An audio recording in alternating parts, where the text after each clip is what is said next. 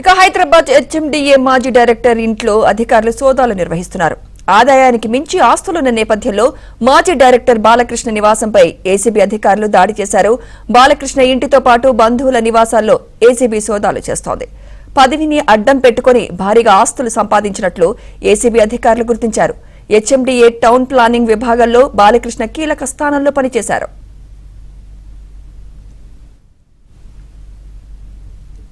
ఇదే అంశంపై మరింత సమాచారం మా క్రైమ్ కరెస్పాండెంట్ ప్రవీణ్ అందిస్తారు. ప్రవీణ్, సోదాలు ఎక్కడెక్కడ జరుగుతున్నాయి? ఎంత పెద్ద మొత్తంలో అక్రమాస్తులు బయటపడ్డాయి? ప్రవీణ్,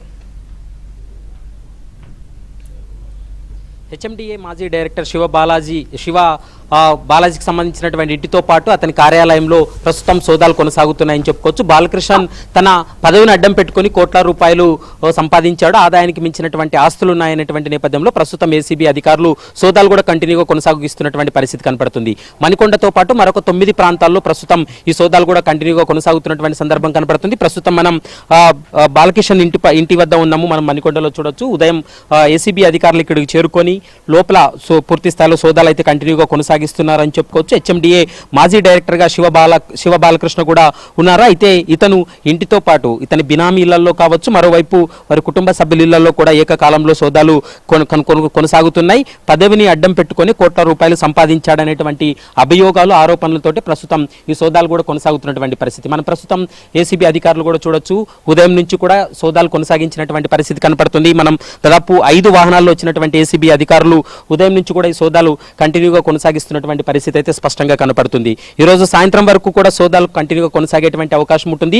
ఎంత పెద్ద మొత్తంలో ఇప్పటి వరకు సోదాల్లో భాగంగా సీజ్ చేశారనేటువంటి అంశానికి సంబంధించి మరికొద్ది సేపట్లో క్లారిటీ రావాల్సినటువంటి అవసరం ఉంటుంది. దాదాపు 9 టీమ్స్ గా విడిపోయి సోదాలు కూడా కొనసాగిస్తున్నారు. దాదాపు 20 ప్రాంతాలు గుర్తించడం జరిగింది. ముఖ్యంగా ఆదాయానికి మించినటువంటి ఆస్తులు, తన పదవిని అడ్డం పెట్టుకొని కోట్ల రూపాయలు సంపాదించాడు. దాదాపు 500 కోట్ల వరకు కూడా తన ఆదాయానికి మించినటువంటి ఆస్తులు ఉన్నాయనేది ఏసీబీ అధికారులు ఒక ప్రాథమిక నిర్ధారణ కూడా రావడం జరిగింది. ముఖ్యంగా హెచ్ఎండిఏ ప్లానింగ్ విభాగంలో కీలక స్థానంలో కూడా బాలకృష్ణ పనిచేయడం జరిగింది. ఆ సమయంలో కూడా చాలా మందితోటి అవినీతి ఆరోపణలు రావడం జరిగింది.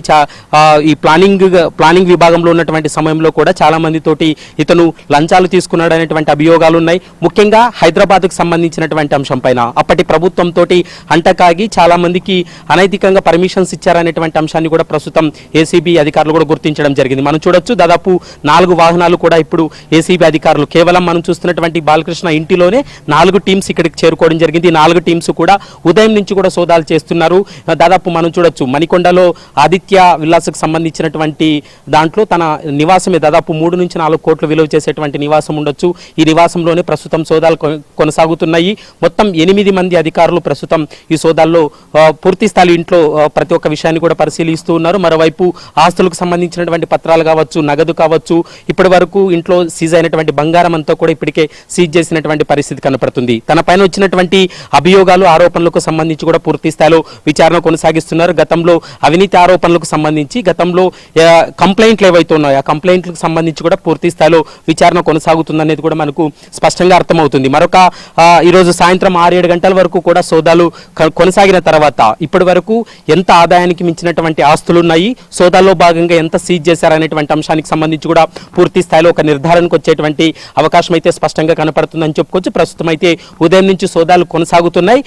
ఈ సోదాలు ముగిసిన తర్వాత ఇతనికి సంబంధించినటువంటి బినామీలు కావచ్చు, ఇతరత్ర వ్యక్తుల యొక్క పాత్ర కావచ్చు, ఇంకా ఎవరెవరి మీద ఆస్తులు కూడబెట్టాడనేటువంటి అంశానికి సంబంధించి కూడా ఒక అంచనాకు వచ్చేటువంటి అవకాశం అయితే కనపడుతుంది. మొత్తం ఏసీబీ అధికారుల సోదాల్లో ఇప్పటి వరకు దాదాపు 500 కోట్ల వరకు కూడా ఆస్తులు ఉండవచ్చు అనేటువంటి ఒక అంచనాకు కూడా రావడం జరిగింది. కాబట్టి ఏసీబీ అధికారులు అధికారికంగా ప్రకటన చేసిన తర్వాత ఎంతవరకు సీజ్ అయింది అనేటువంటి అంశానికి సంబంధించి క్లారిటీ రావాల్సినటువంటి అవసరం ఉంటుంది.